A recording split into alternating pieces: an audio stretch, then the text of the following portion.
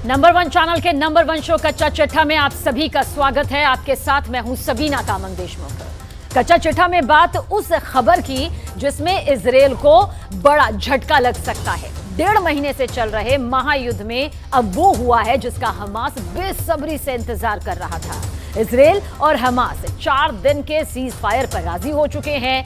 अब ऐसे हालात में दावा यह किया जा रहा है कि इजरायल को हमास के साथ सीज फायर करना बहुत ही भारी पड़ने जा रहा है।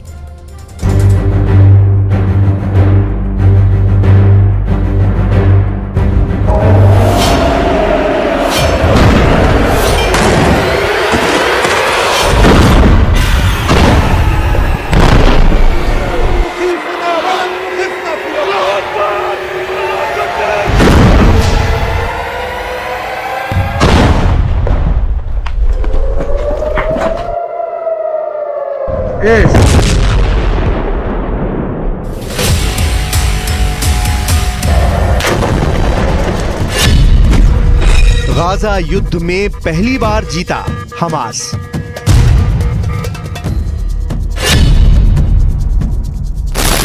फिलिस्तीन और मिडिल ईस्ट की मीडिया दावा करने लगी है कि 1.5 महीने के भीषण गाजा युद्ध में पहली बार हमास ने इजराइल को हरा दिया है। दावा किया जा रहा है कि हमास के भारी दबाव और भीषण हमलों की वजह से इजराइल सीज फायर करने को मजबूर हो गया है। 4 दिन का ये युद्ध विराम ऐसे वक्त हो रहा है जब इजरायली सेना उत्तरी गाजा में जीत के दावे कर रही है, जबकि दक्षिणी गाजा में ताबड़तोड़ इजरायली हमले हो रहे हैं।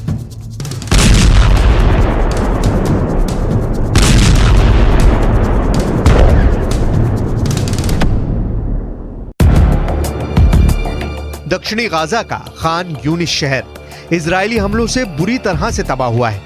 ऐसे वक्त में इजराइल हमास के साथ सीज फायर को क्यों तैयार हुआ, इस पर पूरी दुनिया में खलबली मची हुई है। दावा तो यहाँ तक किया जा रहा है कि हमास चीफ इस्माइल हानिया और हमास के टॉप कमांडर और नेता याहिया सिनवार ने अपनी शर्तों पर इजराइल को सीज फायर करने के लिए झुका दिया है। प्रधानमंत्री नेतन्याहू और उनकी युद्ध सरकार में शामिल कई मंत्री इस फैसले से बेहद नाराज हैं।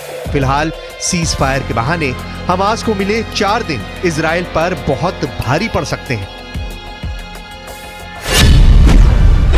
4 दिन में इजराइल की हार।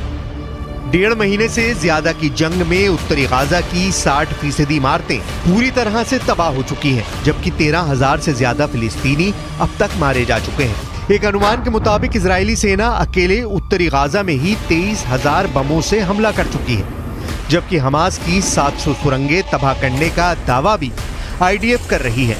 लगभग 18,000 ठिकाने हमास के तबाह करने का दावा इजराइल का रक्षा मंत्रालय कर चुका है। ऐसे हालात में क्या इस दावे पर यकीन किया जा सकता है कि 200 से ज्यादा बंधकों को बचाने के लिए इजराइल ने हमास के साथ सीज फायर पर समझौता किया है, जबकि खुद प्रधानमंत्री नेतन्याहू कह चुके हैं कि हम हमास के साथ किसी भी तरह का समझौता नहीं करेंगे और ना ही पूर्ण युद्ध विराम करेंगे। अगर इजराइल ऐसा करेगा तो यह हमास के सामने सरेंडर करने जैसा होगा, आतंकवादियों के सामने हार मानने जैसा होगा। तो फिर इजराइल हमास के साथ 4 दिन के सीज फायर पर तैयार क्यों हुआ है?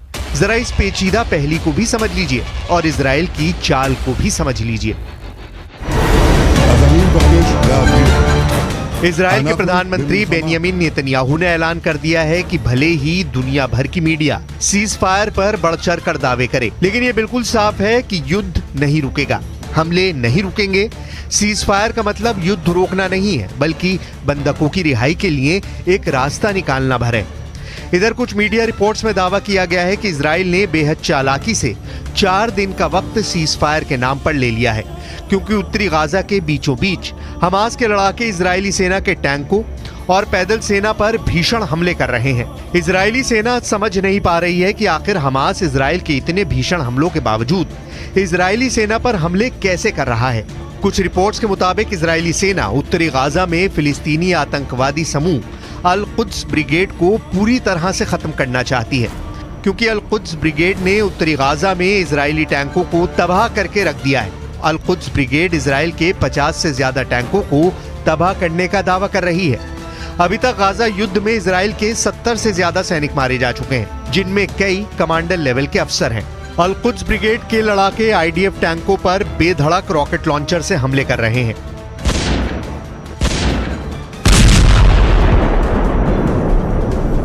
בחוץ דיבורי הבל. כאילו אחרי ההפוגה להשבת חטופינו, אנחנו נפסיק את המלחמה. אז אני מבקש להבהיר, אנחנו במלחמה, ונמשיך במלחמה. נמשיך במלחמה עד שנשיג את כל היעדים שלנו. गाजा युद्ध में पहली बार जीता हमास। कुछ पश्चिमी मीडिया की रिपोर्ट्स के दावों के मुताबिक इजरायली सेना आईडीएफ की इंटेलिजेंस यूनिट 504 इस वक्त उत्तरी गाजा और दक्षिणी गाजा में बेहद खास गुप्त मिशन पर लगी हुई है। दावों के मुताबिक आईडीएफ की इंटेलिजेंस यूनिट 504 ने ही हमास के हथियारों की खेप और सुरंगों का पता लगाया है।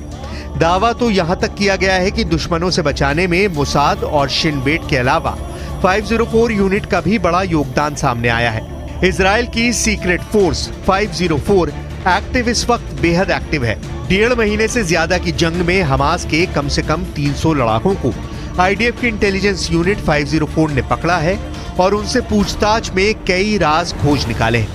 इंटेलिजेंस यूनिट 504 ने हमास लड़ाकों से गाजा में उनके ठिकाने, अस्पतालों में कमांड सेंटर से लेकर हमास की अगली रणनीति तक का पता लगा लिया है, जिसके बाद से इजराइल ने हमास के साथ सीज फायर का फैसला लिया है ताकि हमास के लड़ाकों से मिली बेहद खास जानकारी के आधार पर इजराइल नए सिरे से उत्तरी और दक्षिणी गाजा में प्रचंड हमले कर सके।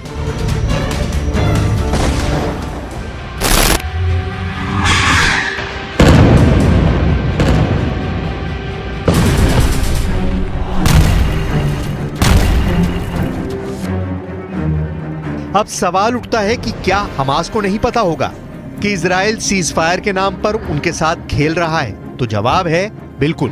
हमास के टॉप नेता और कमांडर्स सभी को पता है कि इजराइल सीज फायर की आड़ में गाजा में बहुत कुछ खेला कर सकता है, लेकिन हमास भी चाहता है कि अगर 4 दिन तक इजराइल के हमले हमास के ऊपर नहीं होंगे तो वो इस वक्त में इजरायली सेना पर नए सिरे से हमले करने के लिए अच्छी तैयारी कर सकता है।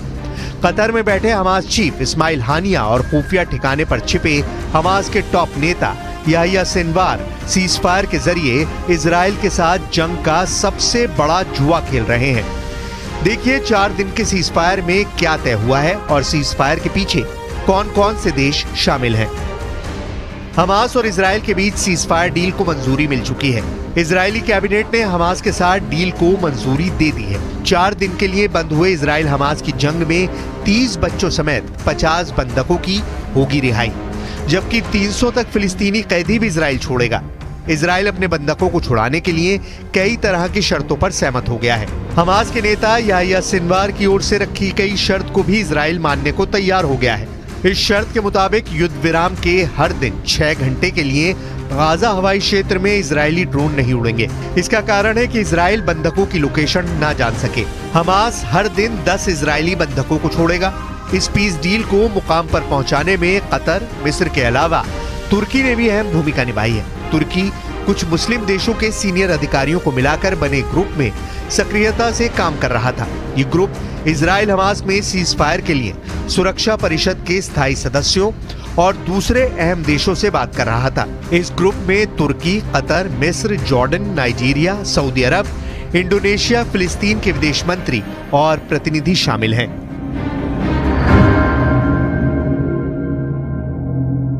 Hamas have a dubious record with regard to holding fire in the past. They've utilized these types of pauses in the past to conduct more killing and abduction. So we need to be very strong in our defensive position. Cease fire नहीं, ये surrender है। ونقول للاحتلال الذي تجاوزت خسائره 180 دبابة وناقلة جند وآلية عسكرية ومئات القتلى والجرحى في صفوف جنوده وضباطه خلال أسبوعين فقط.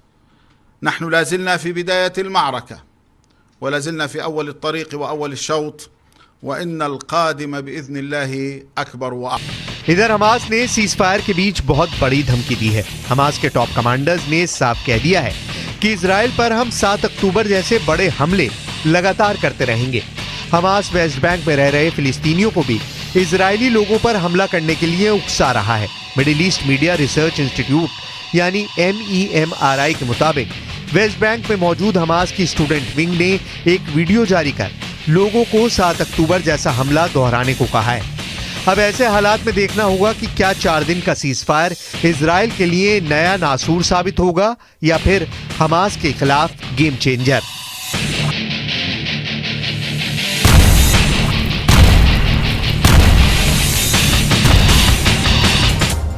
Israel की tension, उसकी परेशानी Iran ने बढ़ा दी है। Iran ने जिस मिसाइल का पोस्टर 1 साल पहले दुनिया को दिखाया था, पूरी दुनिया के सामने रखा था, अब इजराइल को खौफ सता रहा है कि इस मिसाइल से उसके 2 शहरों को पूरी तरह खत्म किया जा सकता है। यानी एक ही झटके में हजारों लोगों की जिंदगी मौत में तब्दील हो सकती है।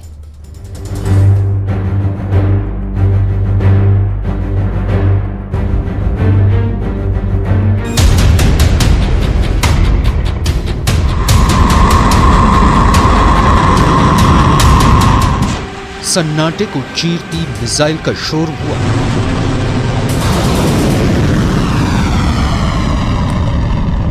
आवाज से 5 गुना रफ्तार वाली मिसाइलें लॉन्च होने लगी और फिर जमीन पर जोरदार धमाका होता है, इतना जोरदार कि जलजला आ जाता है। आग की लपटों के साथ जमीन का जर्रा जर्रा बिखर जाता है। धुएं का गुबार पूरे आसमान में छा जाता है। लगभग 50 सेकंड के इस वीडियो क्लिप से दुश्मन का कलेजा कांप उठा।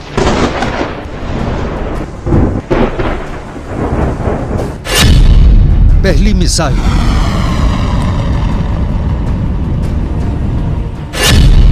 दूसरी मिसाइल,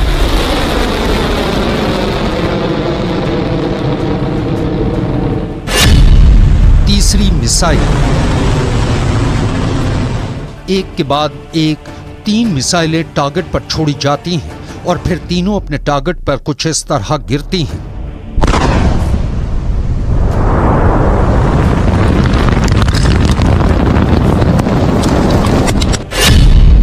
धमाका नंबर 1,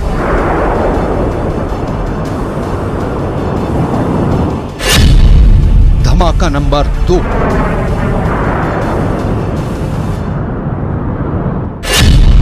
धमाका नंबर 3,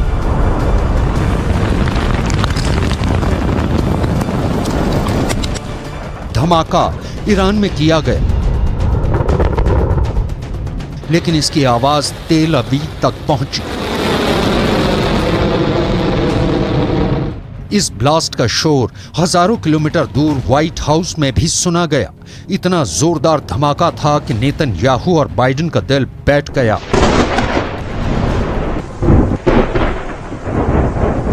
ईरान की पहली हाइपरसोनिक मिसाइल वार और पलटवार के लिए तैयार है।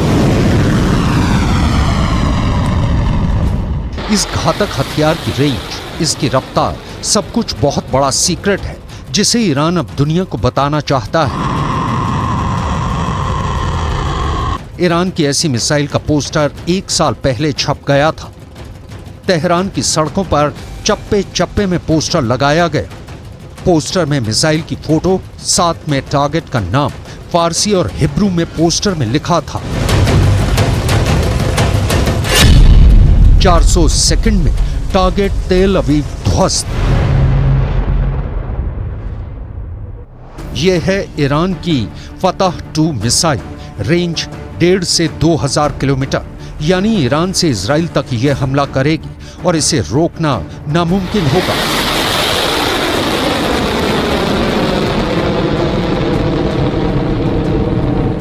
क्योंकि ये हाइपरसोनिक मिसाइल है, यानी स्पीड 6000 किलोमीटर प्रति घंटा से ज्यादा, या कहें कि आवाज से 5 गुना ज्यादा रफ्तार।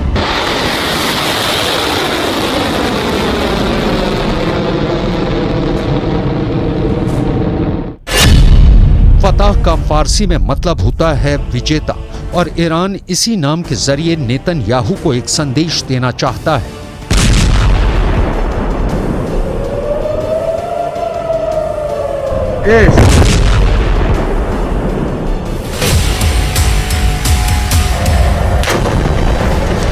गाजा में हो रही बमबारी और हजारों लोगों की मौत को लेकर ईरान इस वक्त बहुत गुस्से में है।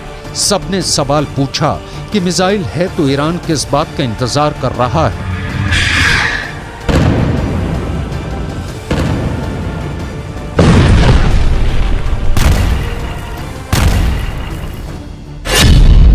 ये बात साफ है कि फतह का टारगेट इजराइल है। पिछले साल नवंबर में ईरान की इस्लामिक रिवोल्यूशनरी गार्ड कोर यानी IRGC ने दावा किया था कि उसने एक ऐसी हाइपरसोनिक मिसाइल बनाई है जो महज 7 मिनट के अंदर इजराइल को तबाह कर सकती है। यानी इजराइल को सिर्फ 400 सेकंड में बर्बाद करने का दावा किया गया और अब फतह 2 सबके सामने है। هستیم در فاصله 1400 کیلومتری هر هدفی رو که اراده بکنیم به حول قوه الهی دقیق اون رو مورد اصابت قرار بدیم. تخیفنا ولم تخفنا فی الله اکبر الله جنده.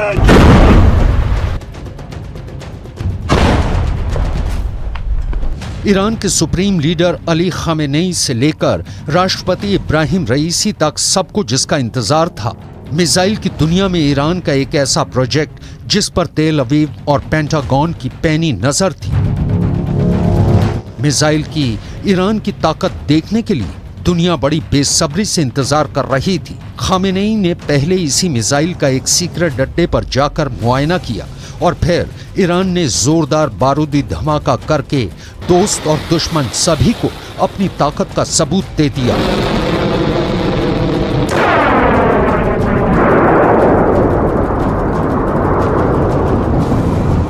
ईरान की पहली हाइपरसोनिक मिसाइल बनाने की सुगबुगाहट पिछले 1 साल से हो रही थी। 6 जून 2023 की तारीख ईरान के इतिहास में पत्थर पर लिखी इबारत बन गई, क्योंकि तब ईरान ने अपने राष्ट्रपति इब्राहिम रईसी की मौजूदगी में पहली हाइपरसोनिक मिसाइल बनाने का दावा किया। इसे पहली बार दुनिया के सामने पेश किया। मिसाइल का नाम रखा फतह।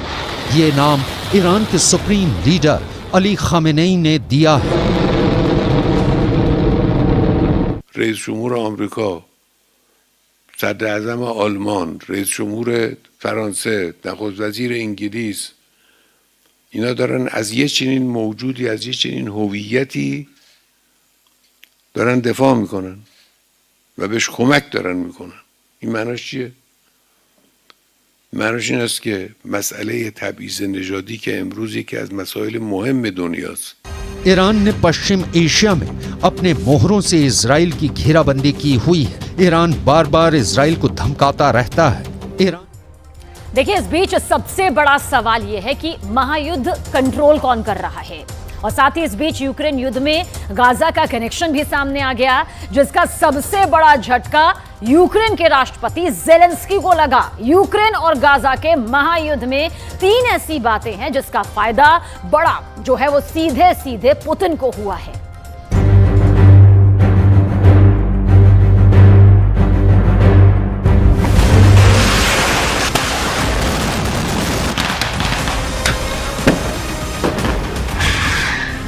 जब दुनिया गाजा में इजराइल की बमबारी देख रही है, जब दुनिया गाजा में 13,000 मौत देखकर हैरान है,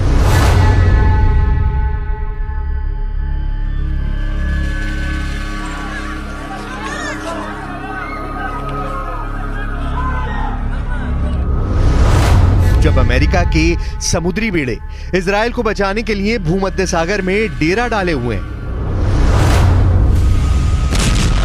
पश्चिम एशिया में जंग के नए नए फ्रंट खुलने लगे हैं। हालात ऐसे हैं कि दुनिया को परमाणु हमले से लेकर वर्ल्ड वॉर शुरू होने का डर सता रहा है।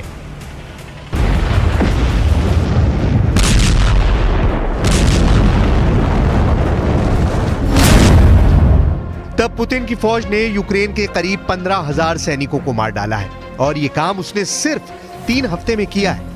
यानी हर हफ्ते पुतिन यूक्रेन के 5,000 सैनिकों को मौत के घाट उतार रहे हैं।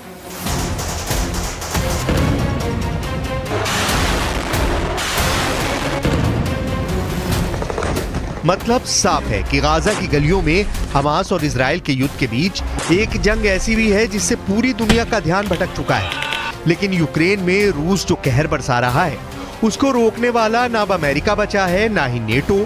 यूक्रेन में इस वक्त तबाही इस पैमाने पर हो रही है कि ज़ेलेंस्की के पैरों तले जमीन कब खिसकेगी उनको भी नहीं मालूम। Все попытки ВСУ провести десантную операцию на Херсонском направлении не увенчались успехом. Благодаря упреждающим и профессиональным действиям наших военнослужащих, части морской пехоты и сил специальных операций украинских войск несут колоссальные потери.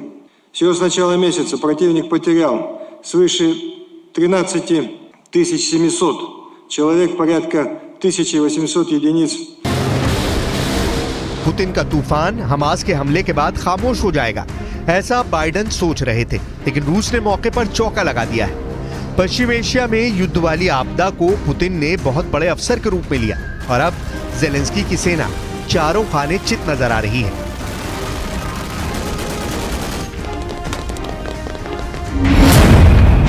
इसकी बड़ी वजह गाजा का युद्ध बन चुका है, क्योंकि अमेरिका का हथियार सप्लाई अब पूरी तरह इजराइल की तरफ खिसक चुकी है।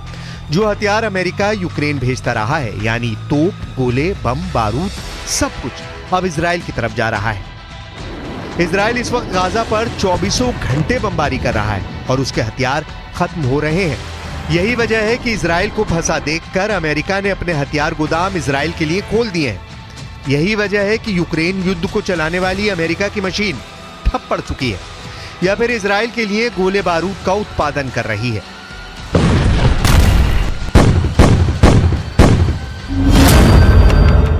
बाइडेन की मेहरबानी नेतन्याहू के लिए बड़ी राहत बनकर आई है, जबकि ज़ेलेंस्की को लग रहा है कि अमेरिका ने यूक्रेन को ठग लिया है।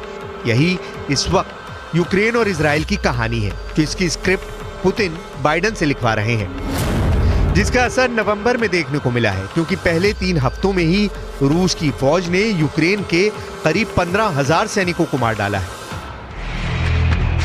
यानी हर हफ्ते पुतिन यूक्रेन के 5,000 सैनिकों को मौत के घाट उतार रहे हैं।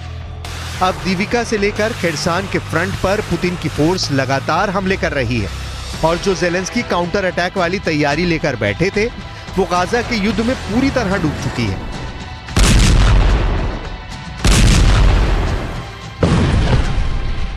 Российских войск продолжают успешно вести активную оборону, уверенно удерживают рубежи на всей линии боевого соприкосновения, постепенно улучшая свое положение. Противнику непрерывно наносится огневое поражение, не позволяющее ему. इस वक्त यूक्रेन के अवदीविका के लिए बहुत खतरनाक युद्ध चल रहा है। जिस तरह रूस ने बखमूत पर हमला किया था, ठीक उसी तरह अब अवदीविका को घेर लिया है। ज़ेलेंस्की का दावा है कि रूस को अवदीविका की लड़ाई में बहुत बड़ा नुकसान उठाना पड़ा है।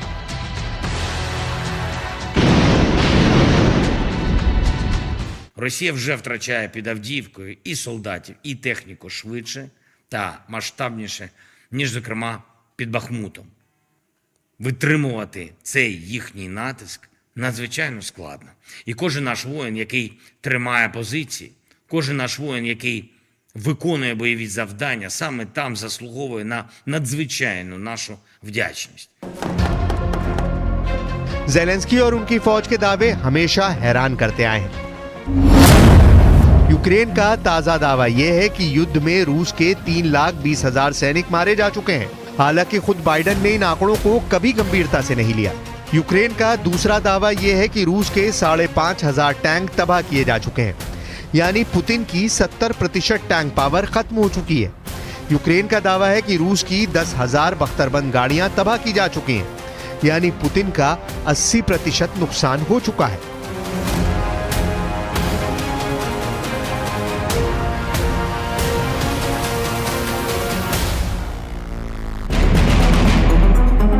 अब तक यूक्रेन के ऐसे दावों का मजाक उड़ता रहा है और यूक्रेन की बढ़ा चढ़ाकर आंकड़े पेश करना अपनी नाकामी छुपाने का तरीका बताया गया है, जबकि सच ये है कि यूक्रेन लगातार रूस के हाथों अपनी जमीन खो रहा है।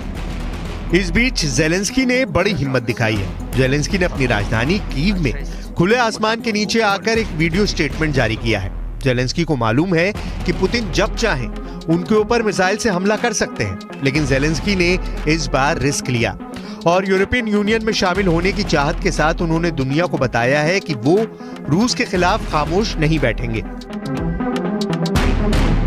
Рік за роком, крок за кроком ми робимо все, аби у колі зірок на прапорі ЄС, що символізує єдність. Єдність народів Європи сяяла і наша зірка – зірка України. 20 років тому це була романтична мрія. 10 років тому – амбітна мета. Сьогодні це реалії. फरवरी 2022 में शुरू हुआ यूक्रेन का युद्ध जब खत्म होता नजर नहीं आ रहा था, तब 7 अक्टूबर 2023 को इजराइल पर हुए हमास के हमले ने जैसे पूरी दुनिया पलट दी। इजराइल फेल हो गया, अमेरिका हैरान रह गया और फिर नेतन्याहू ने नॉन स्टॉप बमबारी वाला युद्ध शुरू कर दिया। इजराइल इस वक्त पीछे हटने को राजी नहीं है और वो हमास पर जवाबी हमले के नाम पर गाजा पर अंधाधुंध बमबारी कर रहा है।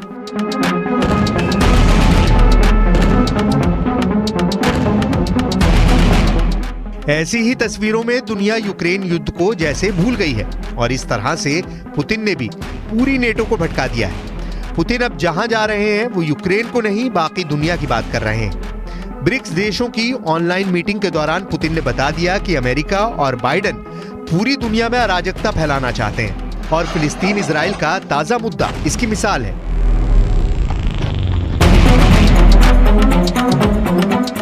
Изгнание мирного населения и разразившаяся гуманитарная катастрофа вызывают глубочайшую обеспокоенность.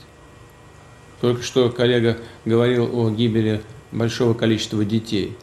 Это ужасно, но когда смотришь, как делают операции без наркоза детям, это вызывает, конечно, особые чувства.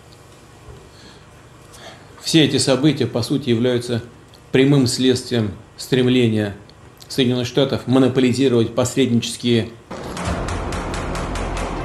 युद्ध को लेकर पूरी दुनिया में अंगारे देखने को मिल रहे हैं। सिर्फ गाजा और यूक्रेन ही नहीं, ये दक्षिण चीन सागर है और यहाँ पर अमेरिका और फिलीपींस की वायुसेना वॉर एक्सरसाइज कर रही है।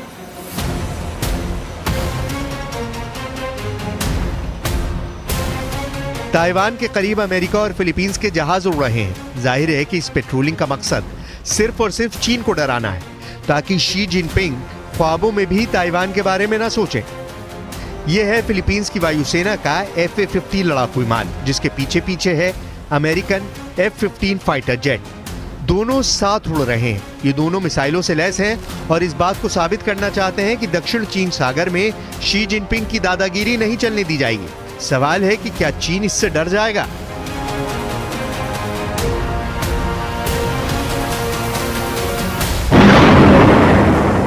कुल मिलाकर युद्ध के शोले दुनिया के हर कोने में भड़के हुए हैं।